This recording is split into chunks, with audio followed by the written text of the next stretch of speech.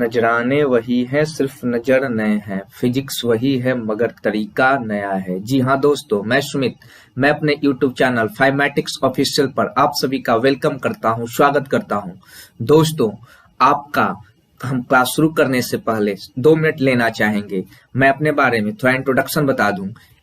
मैं फाइवमैटिक्स ऑफिशियल पे मैं आपके लिए लेकर आऊंगा फिजिक्स और मैथमेटिक्स का कॉम्बो कोर्स लेकर आऊंगा, जिसमें आप घर बैठे आसानी से जेई, नीट, 11, 12 के और अदर कॉम्पिटिशन्स की तैयारी बहुत आसानी से कर सकते हैं। हमारा मोटो है फ्री एजुकेशन टू ऑल, और हम चाहते हैं कि गांव और देहात से बच्चे निकलकर आईआईटी, जेई में जाएं, नीट क्वालिफाई करें। और मैं इस अपने यूट्यूब चैनल फाइवमैटिक्स ऑफिशियल पर आपके लिए लेकर आऊंगा फिजिक्स और मैथमेटिक्स से रिलेटेड कोर्सेज। यह कोर्स बहुत ही फाउंडेशन से शुरू किया जाएगा, यानी हर चीजों को बेसिक से शुरू किया जाएगा। और साथ ही साथ मेरा आपसे वादा है कि अगर आपको फिजिक्स समझ में नहीं आती तो आप मेरे कोर्स को ध्यान पूर्वक करें। आपको फिजिक्स से इतना मोहब्बत मैं करवा कर दम लूंगा, आपको फिजिक्स से इतनी मोहब्बत हो जाएगी कि इसके बिना आप जिंदा नहीं रह पाएंगे। तो शुरू करते हैं दोस्तों। आज का हम अपना फिजिक्स का चैप्टर फिजिकल वर्ल्ड। तो फिजिकल वर्ल्ड में जाने से पहले मैं आपको फिजिक्स के बारे में कुछ इंट्रो देना चाहता हूं। आपके मन में एक सवाल उठ सकता है कि फिजिक्स आखिर क्या है, फिजिक्स कौन सी चिड़िया का नाम है, फिजिक्स में हम आखिर करते क्या हैं। आपसे कोई एक प्रश्न पूछ भी सकता है। तो दोस्तों, physics is the study of nature है, फेनोमेनन इन नेचर है। नेचर में आप जितने सारे फेनोमेनन होते हुए देख रहे हो, इस सब फिजिक्स के अंदर हम लोग उनका क्या करते हैं, स्टडी करते हैं। जैसा कि मैं आपको बहुत आपसे दूर रहकर मैं आपको नहीं जानता हूं, फिर भी मैं आपको वीडियो के माध्यम से मैं आपको पढ़ा रहा हूं। एक किसकी देन है?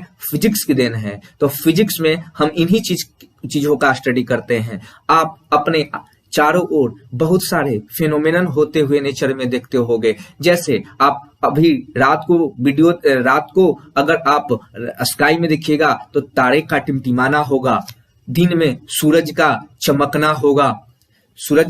चमकना होगा।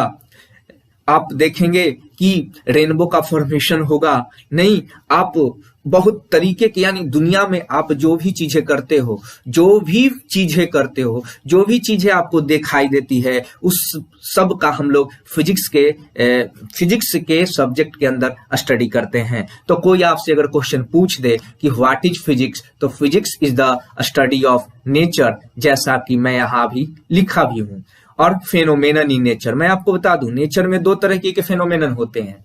एक फेनोमेनन होती है नेचुरल फेनोमेनन और एक होती है मैन मेड फेनोमेनन। तो हम नेचर में दोनों तरह के फेनोमेनन का स्टडी करते हैं। जैसे स्टार का चमकना, ये मैन मेड नहीं है, ये क्या है, नेचुरल फेनोमेनन है। मैन मेड फेनोमेनन में क्या होगा कि जैसे हम साइकिल और मोटरसाइकिल चलाएंगे तो हम स्पीड को कभी तेज करेंगे, कभी कम करेंगे। तो एक ऐसा फेनोमेनन है बाबू, तो ये फेनोमेनन है, मैनमेड फेनोमेनन है। इसके बारे में स्टडी करेंगे। और मैं आपको बता दूं कि नेचर में जितने भी चीजें फेनोमेनन, मतलब जितनी भी घटनाएं घट रही है, उनके कुछ अपने रूल्स और लॉज के अनुसार क्या हो रहे हैं, घटित हो रहे हैं। ऐसा नहीं है कि जो जैसे मतलब कोई रूल और रेगुलेशन नहीं हो और फिजिक्स का जो चीजें हो वो होते रहे नेचर में। जैसे तारों का टिमटिमाना एक फिजिक्स का क्या है, एक नियम के अनुसार होता है। मैं आपको बोल रहा हूं, आप सुन रहे हैं, ये फिजिक्स में कुछ लॉज के अनुसार हो रहा है। जैसे आपने सुना होगा कि एप्पल जो है, न्यूटन एप्पल के पेड़ के नीचे बैठा हुआ था, नीचे गिरा ना, तो न्यूटन से पहले हम सेव नीचे भी गिरता था, न्यूटन के बाद भी गिरता है। यानी ये अपने लॉज से अपने नियम कानून से कोई भी नेचर में फेनोमेनन होते हैं। तो हम उन नेचर को क्या करते हैं, स्टडी करते हैं। मैं आपको बता दूं बाबू, वी आर लिखा हुआ है second point, we are only allowed to watch the events of nature and guess at the basic rules according to which the event take place. हम केवल नेचर में जितने भी सारे इवेंट हो रहे हैं केवल हम उनको वॉच करते हैं और गेस करते हैं बेसिक रूल्स को, और उस रूल्स को हम समझने की कोशिश करते हैं किसके अंदर, तो फिजिक्स के अंदर। जैसे मैंने अभी आपको एग्जांपल दिया कि जैसे आपने पढ़ा होगा 9th क्लास में, मैं उस पर आऊंगा कि न्यूटन जो था एप्पल के पेड़ के नीचे गिरा, एप्पल के पेड़ के नीचे बैठा हुआ था, एप्पल उसके सर पे गिरी। तो फिर उसने सोचा कि एप्पल वो नीचे ही क्यों आया, ऊपर क्यों नहीं गया। तो जब ये सोचा उन्होंने, तो उन्होंने ग्रेविटेशन लॉज दिया। ग्रेविटेशन क्या लॉज दिया, तो मैं आपको बता दूं, क्या ग्रेविटेशन लॉज न्यूटन ने दिया? न्यूटन ने उस लॉज को फ्रेम किया? बिल्कुल नहीं बाबू, उसने लॉज को फ्रेम नहीं किया, केवल उन्होंने गेस किया कि उस रूल को गेस किया जिसके अकॉर्डिंग वो इवेंट यानी एप्पल का गिरना हो रहा था। मेरी बात समझ में आ गई? तो एक बात बता दूं, फिजिक्स किसी के बाप का नहीं है, किसी के बाप का, मैं एक बता दूं कि फिजिक्स किसी का अपना, मतलब इसका पेटेंट नहीं है कि फिजिक्स उसका ही है। ओके, फिजिक्स न मेरा है ना फिजिक्स आपका है। हाँ, हम फिजिक्स में केवल अलाउड इतना है, मुझे केवल इतना अलाउड है कि हम फिजिक्स में जो चीजें हो रही है उसको हम लोग देखें और देखकर हम क्या करें, फॉर्मुलेट करें, यानी बताएं कि इस नियम के अनुसार, ये रूल्स के अनुसार ये चीजें हो रही है। यानी हम रूल्स को फ्रेम नहीं कर सकते, रूल को हम बना नहीं सकते, रूल को केवल डिस्कवर कर सकते हैं, गेस कर सकते हैं। और मैं आपको बता दूं, थर्ड पॉइंट है कि अगर किसी इवेंट को समझना है, किसी इवेंट को जानना है, तो उसको जानने के लिए हमको उनके बेसिक रूल्स को जानना मिनिमम रिक्वायरमेंट होता है। ठीक है ना? अगर हम ग्रेविटी के बारे में पढ़ेंगे तो ग्रेविटी के बारे में पढ़ने के लिए, ग्रेविटी के कारण जो फोर्स होगा उसके पढ़ने के लिए मुझे mass, gravitation, gravity, acceleration due to gravity, ये सारे चीज का मिनिमम जो रिक्वायरमेंट है उसको पूरा करना पड़ेगा। मैं पहले भी डिस्कस कर चुका हूं, none of us can frame the rules of physics. हम में से कोई फिजिक्स के रूल्स को फ्रेम नहीं कर सकता, बना नहीं सकता। क्या कर सकते हैं? We can only discover the rules that are operating in nature, that are operating in nature, जो हमारे नेचर में हो रहा है। तो यहां से आपने सीखा कि नेचर में बहुत सारे फेनोमेनन हो रहे हैं और फिजिक्स में वो जो सारे फेनोमेनन हो रहे हैं वो कुछ नियम और कानून से हो रहे हैं, नियम और कायदे से हो रहे हैं, कोई डिसिप्लिन को फॉलो कर रहा है, तो हम उनका स्टडी फिजिक्स में करते हैं। अब ये सवाल उठता है कि ये सब जो चीजें फेनोमेनन जो होती है उसका कारण क्या है, उसका क्या है, कारण क्या है? तो उसका कारण, अब आपके मन में सवाल यह उठता होगा कि नेचर में इतने सारे फेनोमेनन हो रहे हैं, इस फेनोमेनन को गवर्न कौन करता है? तो इस फेनोमेनन को फोर्स गवर्न करता है। और आपको यह जानकर आश्चर्य होगा कि आप जितने प्रकार के फोर्सेज के बारे में अभी तक जानते हैं या आगे जानेंगे, उन सबको हम 4 फंडामेंटल फोर्सेज के फॉर्म में हम उनको एक्सप्रेस कर सकते हैं। एक्चुअली में यह जो जितने भी प्रकार के फोर्स होंगे, इनको हम इन चारों फोर्सेज के अंदर हम लोग क्या कर सकते हैं, रख सकते हैं। ठीक है ना? तो फंडामेंटल फोर्सेज इन नेचर शुरू करने से पहले मैं फंडामेंटल का मीनिंग आप, तो आइए फंडामेंटल फोर्सेज इन नेचर शुरू करने से पहले एक टर्म फंडामेंटल का मतलब समझते हैं। उसके लिए मैं आपको 9th क्लास में लेकर जाऊंगा, जहां पर एक केमिस्ट्री का चैप्टर था एटम और मॉलिक्यूल्स। वहां पर एक साइंटिस्ट हुआ करते थे जिनका नाम होता था महर्षि कणाद। उन्होंने क्या किया था कि एक गोल्ड ब्रिक लिया था और उन्होंने कहा था कि इस गोल्ड ब्रिक को लेकर हम क्या करते हैं, इसको आधा से कट कर देते हैं, फिर जो आधा मिला उसको आधा कट कर देते हैं, फिर जो आधा मिला उसका फिर आधा कट कर देते हैं। और अगर हम ऐसा करते जाएंगे तो एक समय ऐसा आएगा कि हम आगे फर्दर उसको हम कट नहीं कर सकते हैं। और उस चीज को उन्होंने नाम दिया था कि वो जो है उस चीज को हम लोग बोलेंगे परमाणु बोलेंगे। क्या बोलेंगे? परमाणु बोलेंगे। और जो परमाणु होगा वो फंडामेंटल पार्टिकल्स होगा किसी मैटर का। मेरी बात समझ में आई? फिर जॉन डाल्टन साहब ने भी कहा कि हाँ, कि अगर हम इसी प्रोसेस को आगे करते जाएंगे तो एक समय मुझे ऐसा आएगा, एक ऐसा पार्टिकल मिलेगा कि जिसको फर्दर कट नहीं किया जा सकता, और उन्होंने उसका नाम क्या दे दिया था? एटम दे दिया था। दोनों सेम चीज है, एटम बोलो या परमाणु बोलो। महर्षि कणद ने उसको परमाणु बोला।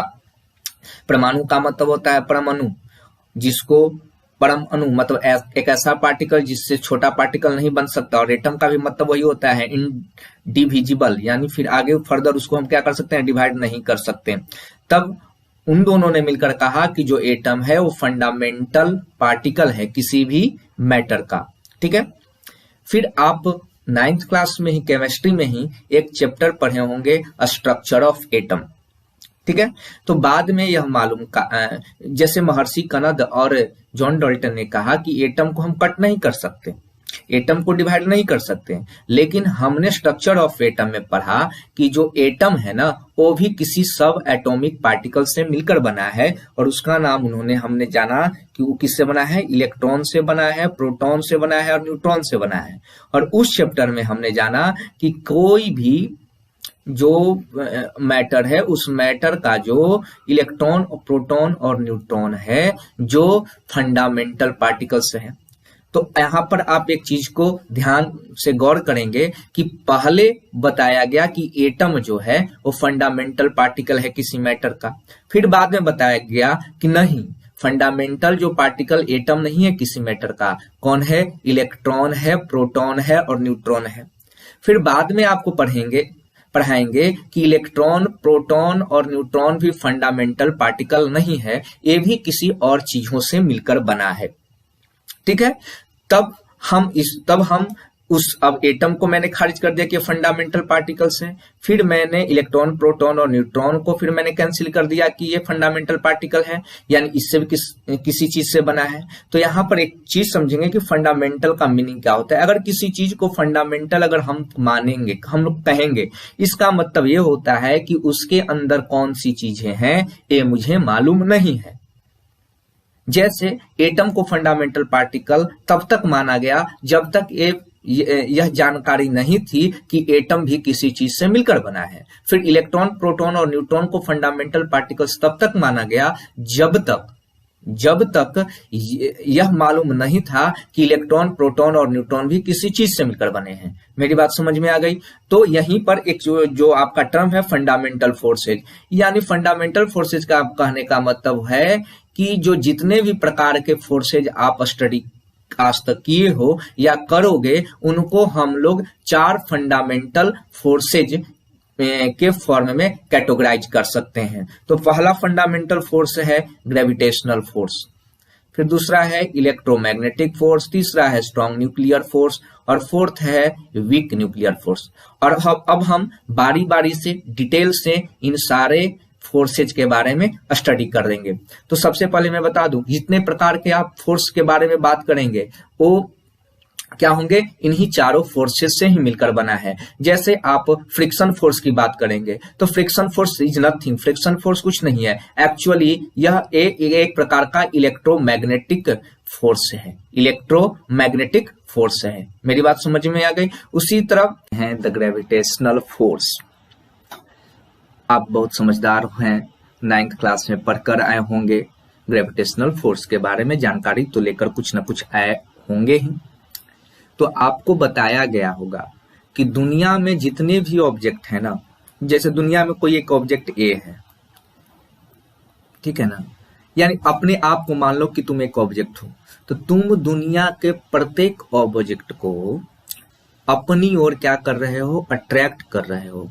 इसका मतलब हुआ कि तुम फोर्स लगा रहे हो दुनिया की छोड़ो, यूनिवर्स के प्रत्येक यानी एवरी ऑब्जेक्ट पे। यही ग्रेविटेशनल लॉज कहता है, ठीक है ना। आप जो है ना, आप एक ऑब्जेक्ट हो, आप डस्ट पार्टिकल पे भी फोर्स लगा रहे हो और यूनिवर्स के लास्ट एंड पर खड़ा। ऐसे तो यूनिवर्स कहाँ तक फैला हुआ है मुझे मालूम नहीं कहाँ तक, लेकिन जहां तक हो उसके लास्ट एंड तक आप क्या लगा रहे हो? फोर्स लगा रहे हो, और वो भी तुम पर फोर्स लगा रहा है। यानी कहने का मतलब तुम एक ऑब्जेक्ट हो और तुम दुनिया के प्रत्येक ऑब्जेक्ट पे फोर्स लगा रहे हो, और प्रत्येक ऑब्जेक्ट यानी दुनिया में जितने सारे ऑब्जेक्ट है ना, वो तुम पे फोर्स लगा रहे हैं, यही ग्रेविटेशनल फोर्स कहता है। ठीक है ना। तो इसमें पहला चीज देखो क्या कह रहा है कि जो gravitational force is the force of mutual attraction. Mutual attraction मतलब तुम किस पर भी फोर्स लगा रहे हो तो वो भी तुम पर फोर्स लगा रहा है। तो फोर्स कैसे लगा रहा है? अट्रैक्शन का लगा रहा है, यानी तुमको अपनी ओर खींच रहा है और तुम उसकी ओर क्या करो, खिंचा रहे हो। ठीक है ना। तो बिटवीन एनी टू ऑब्जेक्ट, तो इस फोर्स का जो कारण होता है ना, वो उसका कारण क्या है? उसका मास होता है। 9th में आपको बताया गया होगा कि मास के कारण दो ऑब्जेक्ट के बीच म्यूचुअल अट्रैक्शन लगता है, यानी ग्रेविटेशनल फोर्स लगता है ना। दूसरा बात बताया गया होगा कि इट इज यूनिवर्सल लॉ है। यूनिवर्सल का वहां पर मीनिंग बताया गया होगा कि यूनिवर्सल लॉ कहने का मतलब ये हुआ कि यह मीडियम पर डिपेंड नहीं करता है, यह मीडियम पे डिपेंड नहीं करता है। अगर हम दो ऑब्जेक्ट रखें, दोनों एक दूसरे पर फोर्स लगा रहे हैं, तो चाहे इनको मार्स पे रखो, चाहे इनको अर्थ पे रखो, चाहे इनको सन पे रखो, ये जो फोर्स लगाएंगे ना वो सेम फोर्स लगाएंगे ना। अब आगे देखते हैं थोड़ा सा इसका थर्ड पॉइंट देखते हैं। तो आपको थर्ड पॉइंट में कहा गया कि according to Newton's law of gravitation, जो 9th में आप पढ़ के आए हैं और यहां भी आप पढ़ेंगे ग्रेविटेशन लॉज के बारे में, यहां भी आपको पढ़नी है। तो 1 मिनट,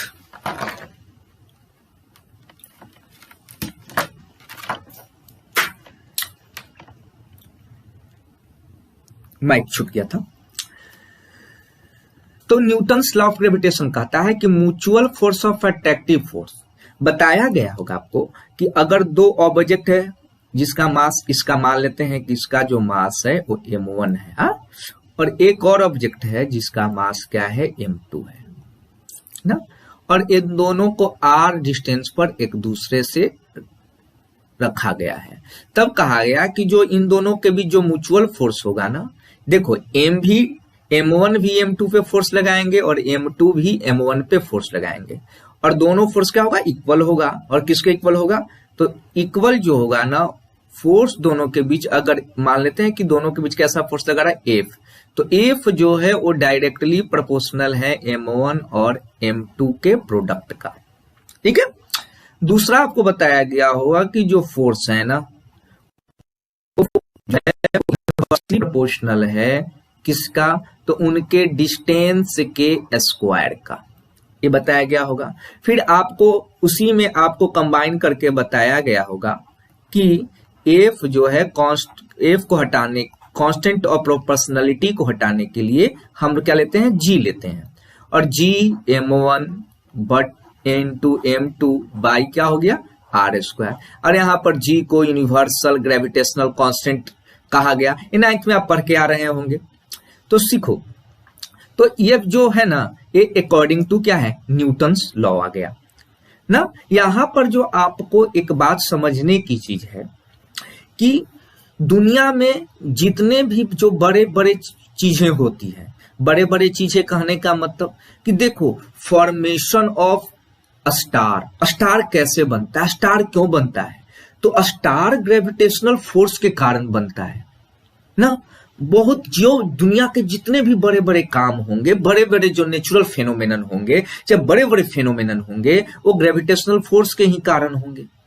जैसे यहां पर मैंने कुछ एग्जांपल दिया हुआ है, formation and evolution of stars. Star कैसे बनेंगे, गैलेक्सीज कैसे बनेंगे, गैलेक्टिकल क्लस्टर कैसे बनेंगे। और छोड़ो जो सन के चारों ओर जो इस सन है और इस सन के चारों ओर जो प्लेनेट जो मूव कर रहा है ना, वो ग्रेविटेशनल फोर्स के ही कारण कर रहा है।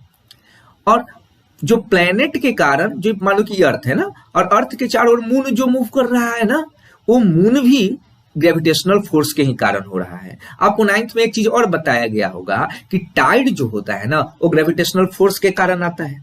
तो देखो जितनी बड़ी बड़ी चीजें हो रही है वो ग्रेविटेशनल फोर्स के कारण हो रही है। लेकिन जानकर आपको बहुत आश्चर्य यह होगा कि जो ग्रेविटेशनल फोर्स है ना, it is the weakest force in nature. बाबू, दुनिया के बड़ा से बड़ा काम नहीं, जितना बड़ा से बड़ा काम ग्रेविटेशनल फोर्स के कारण हो रहा है, और ये कह रहा है कि जो ग्रेविटेशनल फोर्स है वीकेस्ट फोर्स इन नेचर में है। बाप रे बाप, एक कैसा ही बात है भाई। तो इसके बाद इसको हम समझाएंगे, बहुत अच्छी तरीके से समझाएंगे। अभी आपको यहाँ इस बात को केवल ध्यान में रखना है कि जो ग्रेविटेशनल फोर्स है ना, यानी 4 प्रकार के आप फोर्स पढ़े। कौन कौन फोर्स पढ़े? Gravitational force, electromagnetic force, strong nuclear force और वीक न्यूक्लियर फोर्स, जो पिछले मैंने बताया था। पीछे मैं आपको क्या कहता मैं बताया था चारों। तो इन चारों में जो सबसे वीक जो होगा ना, वो क्या होगा?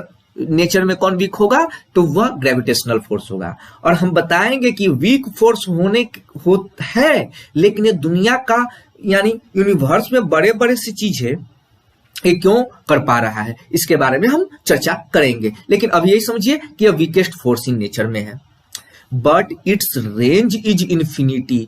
जो इसका रेंज है ना, वो रेंज इन्फिनिटी पर है। मैं अभी आपको बताया कि आप यहां पे हैं, लेकिन अगर कोई ऑब्जेक्ट यूनिवर्स के लास्ट एंड पे है खड़ा, तो वहां पे भी आप उसको अपनी ओर खींच रहे हो, वो आपको खींच रहा है। मेरी बात समझ में आई? तो क्वेश्चन पूछा जा सकता है, एराइज किया जाता है कि जो वीकेस्ट फोर्स इन नेचर कौन है, तो आपको जवाब देना है ग्रेविटेशनल फोर्स। इसका पूछेगा रेंज क्या होता है, तो इसके रेंज की बात करोगे तो इसका रेंज क्या होता है? इन्फिनिटी होता है।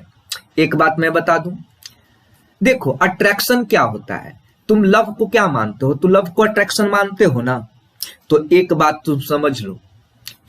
तुम समझ लो कि अगर जो फिजिकल अट्रैक्शन, क्या मैं कर रहा हूं? फिजिकल अट्रैक्शन, दो जैसे ये तुम हो ना, और ये तुम्हारा सोना मोना है ना, इन दोनों के बीच जो अट्रैक्शन है ना, फिजिकल अट्रैक्शन, वो physical attraction just like a gravitational force नहीं। बताओ, फिजिकल अट्रैक्शन मतलब किसी देखने में अच्छा है तो आप उसको क्या करते हो? उससे अट्रैक्ट हो जाते हो, और आप उससे कहते हो कि मैं उसके प्यार में पागल हो गया, एक तरफा प्यार करते हो। तो यह just like a gravitational force. मैं बात बताऊं बाबू, एक बात बताओ कि देखो ग्रेविटेशन, इसको कंपेयर हम कैसे करेंगे? बताओ कि एक ये तुम हो, क्या हो? ये तुम हो, और ये तुम्हारी एंजल है। एंजल मतलब जिनको आप हीरोइन मानते हो, जो सुपरस्टार एक्ट्रेस मानते हो, जैसे आप हो। और आप कैटरीना से आप क्या करने लगे? कैटरीना से आपको मोहब्बत हो गई। कैटरीना से आपको मोहब्बत हो गई। अब बताओ, कैटरीना भी तुम एक बड़ी, कैटरीना भी एक बड़ी ना, लेकिन बताओ तुम दोनों के बीच फोर्स कैसा ही फोर्स रहेगा? वीक फोर्स रहेगा कि नहीं रहेगा? तुमको एक नजर भी देखेगी कैटरीना? नहीं देखेगी, शक्ल ही ऐसा नहीं है, तो कैसे देखेगी? यानी इन तुम दोनों के बीच जो म्यूचुअल अट्रैक्शन होगा ना, वो म्यूचुअल अट्रैक्शन क्या होगा? वीक होगा। ठीक है। रेंज की बात करोगे तो रेंज क्या हो गया? इन्फिनिटी। तुम्हारी बस चले तो ट्रम्प की कौन बेटी है, किसका नाम है? मेलेनिया ट्रम्प या मेलेनिया ट्रम्प से भी आप क्या कर सकते हो? उससे भी अपना म्यूचुअल अट्रैक्शन करवा सकते हो। लेकिन आप इन्फिनिटी है ना, कभी कभी रात में सोए हुए रहते हो, परी का सपना देखते हो, तो परी क्या है? बताओ, परी समझो कि वो यूनिवर्स के लास्ट छोर पर कोई एक खड़ी सुंदर कन्या है, उससे तुम अट्रैक्ट हो रहे हो। तो it is just like a gravitational force. मेरी बात समझ में आई? तो ग्रेविटेशनल फोर्स नथिंग या फिजिकल अट्रैक्शन है। अब फिजिकल में क्या होता है? तो मास होता है, वही ना, मास होता है, तगड़ा, लंबा, चौड़ा। हाँ, समझ में आई? तो ग्रेविटेशनल फोर्स को इस तरह से कैसे याद करोगे? नहीं, अच्छी बात है। तो ग्रेविटेशनल फोर्स यहां समझ में आ गई। और हाँ, आप बताएंगे कि क्यों होता है। एक चीज बता दूं कि ग्रेविटेशनल जो फोर्स होता है ना, वो ऑलवेज अट्रैक्टिव इन नेचर में होता है। इस बात को याद रखें कि ऑलवेज क्या होता है? Attractive in nature. हमेशा यह अट्रैक्टिव होता है, और इसी कारण ये होता है ना, अट्रैक्टिव होने के ही कारण ये दुनिया के बड़े बड़े काम को यह अंजाम देता है। ठीक है ना? ऑलवेज अट्रैक्टिव होने के कारण ये भले ही अपने आप में छोटा है, इसका जो स्ट्रेंथ है छोटा है, बट लेकिन ये इन अपने छोटे छोटे चीजों को ज्वाइन करते करते करते करते अपने आप को क्या बना लेते हैं? बड़ा बना लेते हैं। और बाकी में ऐसा नहीं होता है। इसके बारे में हम डिटेल से चर्चा करेंगे। अभी आपको यहां पर ओवरव्यू दे रहा हूं फिजिकल जैसे फंडामेंटल फोर्सेज इन नेचर का। अब आई बात समझ में आ गई? बिल्कुल आ गई समझ में। तो अब हम नेक्स्ट स्लाइड में चलते हैं जिसका नाम है आपका इलेक्ट्रोमैग्नेटिक फोर्स। क्या है नाम? आप देख रहे हो कि आपका एक दिया हुआ है यहाँ पर इलेक्ट्रोमैग्नेटिक फोर्स। बाबू ये नाम से ही स्पष्ट है, आपको बताया गया होगा 9th 10th में पढ़ के आए हो, 10th में कुछ पढ़ के आए होगे। तो इलेक्ट्रोमैग्नेटिक यानी एक बात क्या होता है, यह इलेक्ट्रिक फोर्स और मैग्नेटिक फोर्स का क्या है, यह कंबाइंड फॉर्म है। क्या कह रहा हूं कि इलेक्ट्रो, तो इसमें दो तरीके के फोर्स होंगे, इलेक्ट्रो मतलब इलेक्ट्रिक फोर्स और मैग्नेटिक मतलब मैग्नेटिक फोर्स ना। हम आपको आगे बताएंगे कि ये दोनों एक सिक्के के दो पहलू हैं, दो दिल, दो जिस्म और एक जान है, दो जिस्म और एक जान है। समझ में आई? हम आपको बताएंगे कि भले ही ये इनको अलग अलग कहो, यानी दो जिस्म एक जान कहने का मतलब ये होता है कि हर समय अगर एक मौजूद है तो दूसरा भी मौजूद उसके पास है, उसके दिल में जरूर रहेगा। ठीक है ना? तो इलेक्ट्रोमैग्नेटिक फोर्स आ गई समझ में? तो सीखो, तो इलेक्ट्रोमैग्नेटिक जो फोर्स है ना, वो फोर्स होता है किसके कारण? चार्ज पार्टिकल के कारण। किसके कारण होता है बाबू? तो इलेक्ट्रोमैग्नेटिक फोर्स चार्ज पार्टिकल के कारण होता है। अब यहां बात आई कि चार्ज पार्टिकल्स क्या होता है बाबू। तो देखो, तुमको 10th में कुछ कुछ बताया गया होगा, कुछ कुछ पढ़ के आए होगे। चलो मैं भी बता देता हूं कि अभी ने बताया कि जो एटम होता है ना, वो किससे बना होता है? इलेक्ट्रॉन, प्रोटॉन और न्यूट्रॉन से बना होता है ना। इलेक्ट्रॉन, प्रोटॉन और न्यूट्रॉन से बना होता है। और क्या होता है ना कि किसी एटम के न्यूक्लियस में प्रोटॉन और न्यूट्रॉन होते हैं और इलेक्ट्रॉन चारों चक्कर लगाता है ना। और कोई मतलब न्यूट्रल एटम में जितना प्रोटॉन होता है उतना इलेक्ट्रॉन होता है, लेकिन कोई कारण से इलेक्ट्रॉन का होता है ना कि ये इलेक्ट्रॉन यहां से भाग जाता है, इलेक्ट्रॉन भाग के किसी दूसरे एटम पे जाके चिपक जाता है, इस तरीके से होता है। तो ई इलेक्ट्रॉन चला जाता है तो पॉजिटिव चार्ज बन जाता है और ये क्या बन जाता है? निगेटिव चार्ज बन जाता है। ठीक है ना? तो कहने का मतलब कि अगर किसी एटम में या किसी मैटर में टोटल नंबर ऑफ प्रोटॉन और total number of electron equal ना होगा ना, तब वो चार्ज पार्टिकल्स बन जाएंगे। ठीक है? और चार्ज पार्टिकल के कारण इलेक्ट्रोमैग्नेटिक फोर्स होता है। तो आपसे क्वेश्चन पूछा जा सकता है कि इलेक्ट्रोमैग्नेटिक फोर्स का कारण क्या है? तो क्या है? चार्ज पार्टिकल्स है। ठीक है? अब देखो, अब चार्ज कैसे बना सकते हो? दो गो एटम है, जैसे आप हाथ को ऐसे रब करोगे ना तो आपका हाथ भी चार्ज हो जाएगा। इसका बेस्ट एग्जांपल देखना है तो आपको 8, 6, 7, 8, 9, 10th में टीचर आपको बताते होंगे कि क्या करो कि एक कॉम्ब लो और कॉम्ब पर क्या कर, कॉम्ब को अपने हेयर पे रगड़ो और रगड़ने के बाद छोटे छोटे पेज के टुकड़े को पास ले जाओ तो टुकड़े को क्या कर रहा है? अट्रैक्ट कर रहा है। ये सब चीजें आप करते आए हो, देखते आए हो। ओके, तो चार्ज समझ में आ गई। तो चार्ज क्या होता है? तो किसी भी एटम पे देखो, कोई भी मैटर एटम से बना होता है, कोई भी मैटर एटम से बना होता है। और एटम में क्या होता है? प्रोटॉन, इलेक्ट्रॉन और न्यूट्रॉन होता है। प्रोटॉन, न्यूट्रॉन न्यूक्लियस में होता है, इलेक्ट्रॉन बाहर होता है। इलेक्ट्रॉन बाहर न्यूक्लियस के चार चक्कर लगाता है। तो क्या होता है ना, किसी कारण से लड़ाई झगड़ा हो गया, रगड़ा रगड़ी हो गया, तो इलेक्ट्रॉन ट्रांसफर्ड हो जाता है, एक एटम से दूसरे एटम पे चला जाता है या एक ऑब्जेक्ट से दूसरे ऑब्जेक्ट पे चला जाता है। तो जिससे चला जाता है वो पॉजिटिव चार्ज बन जाता है और जिस पे आ जाता है उस पे निगेटिव चार्ज बन जाता है। जब इलेक्ट्रिसिटी पढ़ेंगे तो बहुत चीजें पढ़ेंगे इसके बारे में हम लोग।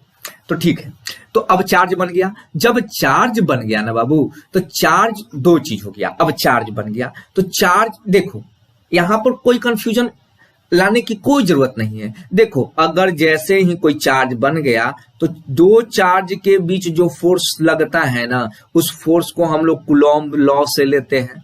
यानी देखो, थोड़ा ऊपर हम लोग देखते हैं, इसको थोड़ा सा हम लोग क्या करते हैं ना कि इसको हम थोड़ा सा, अब हम इसको इरेज थोड़ा कर देते हैं। इरेज करने दीजिए एक सेकेंड।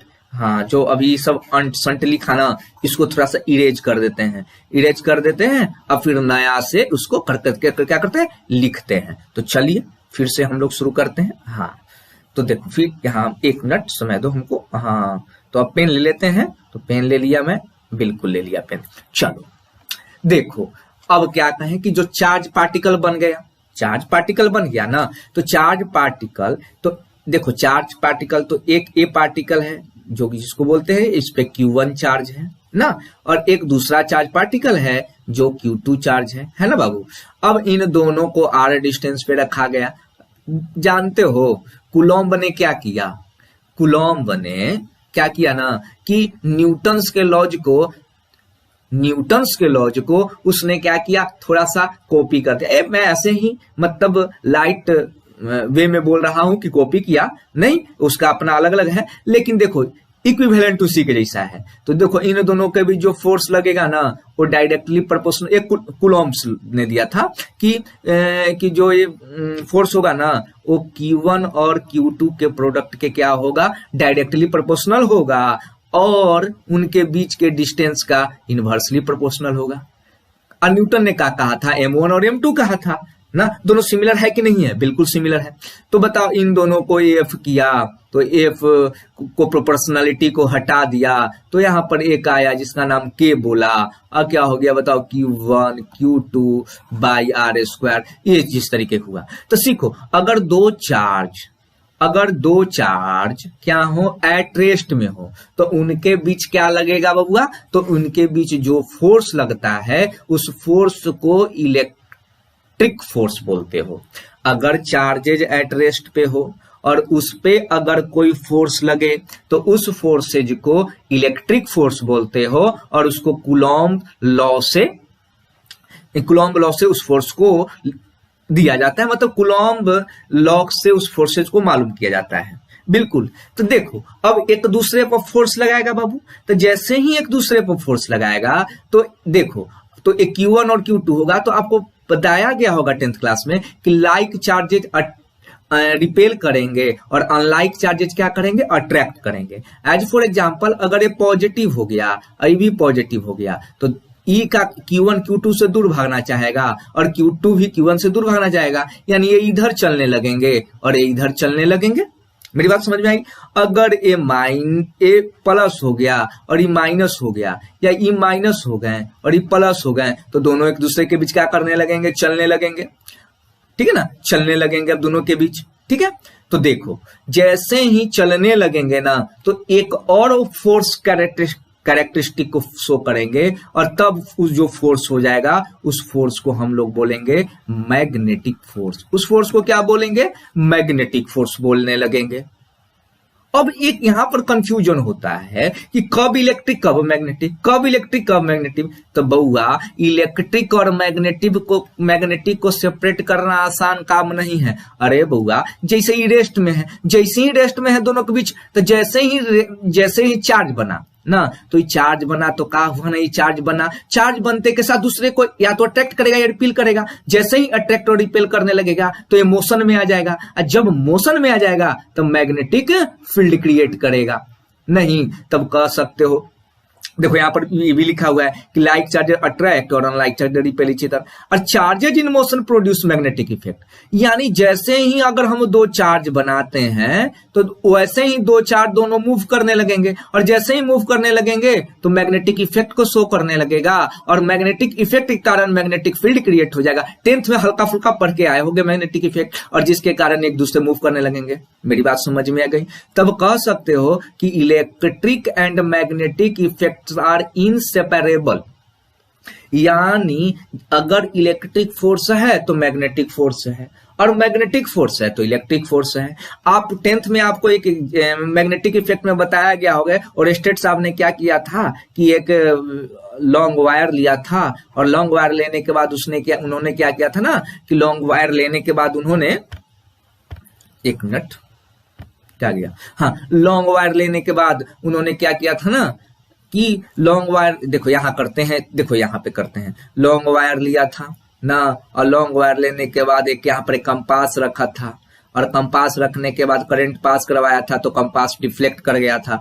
तो जैसे ही कंपास क्या किया था, डिफ्लेक्ट किया था, तो बोला कि जैसे ही करंट आया वैसे ही मैग्नेटिक इफेक्ट आ गया। फिर डायरेक्शन चेंज किया था तो कंपास भी दूसरे डायरेक्शंस में चेंज कर दिया था अपना डायरेक्शन। तो ये सब चीजें आप पढ़ के आए होंगे। तो यहाँ पर सिर्फ जो बेसिक चीजें ये सीखे हैं कि इलेक्ट्रोमैग्नेटिक फोर्स किसके कारण होता है, चार्ज पार्टिकल के कारण। ग्रेविटेशनल फोर्स किसके कारण होता है बाबू, तो ग्रेविटेशनल फोर्स मास के कारण। अब चार्जेज दो तरीके से, रेस्ट में होंगे और मोशन होंगे। तो देखो हम भूल जाओ कि कब रेस्ट कब मोशन, ये भूल जाओ कब रेस्ट कब मोशन। इसके बारे में जब हम इलेक्ट्रोमैग्नेटिक वेव के बारे में पढ़ेंगे तो बहुत अच्छे तरीके से उसको हम लोग डिस्कस करेंगे। अब ये समझो कि अगर तुमसे कहा गया कि चार्ज रेस्ट में है तो कहोगे कि इलेक्ट्रिक फोर्स हो रहा है, और जैसे ही मोशन में आ गया है मैग्नेटिक फोर्स। मेरी बात समझ में आ गई। अब like charges attract, unlike charges, गलती हो गई है यहाँ, देखो लाइक चार्जेज अट्रैक्ट लिखा हुआ है, गलती है। ये क्या होना चाहिए, लाइक चार्जेज यहां पर कर दो, लाइक चार्जेज रिपेल करो। देखो गलती लिखा गया है, माफी चाहता हूं। अनलाइक चार्जेज रिपेल करेगा, गधा अट्रैक्ट करेगा। क्या करेगा बहु, अट्रैक्ट करेगा। इसको सुधार लो। देखो अब हम चाहते तो इसको चेंज करके दूसरा वीडियो स्लाइड बना सकते थे, लेकिन बहुत मेहनत लगता है ना, तो इसको हम केवल यहाँ पर इसको सही कर लीजिएगा कि like charges repel and unlike charges attract each other. हो गया होगा मिस्टेक से। अब बताओ, charges in the motion produce magnetic effects and magnetic field gives rise to a force on a moving charge, बिल्कुल होता है, ठीक है ना। और electric and magnetic effects are inseparable. अरे बउआ ये क्या है, इनसेपरेबल है, हेंस द इलेक्ट्रोमैग्नेटिक फोर्स। हाँ एक बात मैं आपको बता दूं, यहां पर जो लास्ट पॉइंट पढ़िए, दो electric force between two protons. देखो एक बेसिक चीज लिया गया कि दो प्रोटॉन लिया गया है ना, तो प्रोटॉन के बीच कुछ मास होगा ना, प्रोटॉन के बीच मास होगा ना बाबू। अच्छा, अब प्रोटॉन के बीच चार्ज भी होता है Q1 और Q1, तो इसमें भी Q चार्ज तो इसमें भी Q चार्ज। अब क्या होता है, अगर कोई पूछ देगा तो 1.6 × 10⁻⁻19 कूलम, तुम जानते हो। तो इन दोनों के बीच जो देखो, तो इन दोनों के बीच दोनों फोर्स लगेगा। देखो इनके बीच जो लगेगा ना, वो ग्रेविटेशनल फोर्स भी लगेगा और क्या लगेगा, इलेक्ट्रोमैग्नेटिक फोर्स भी लगेगा।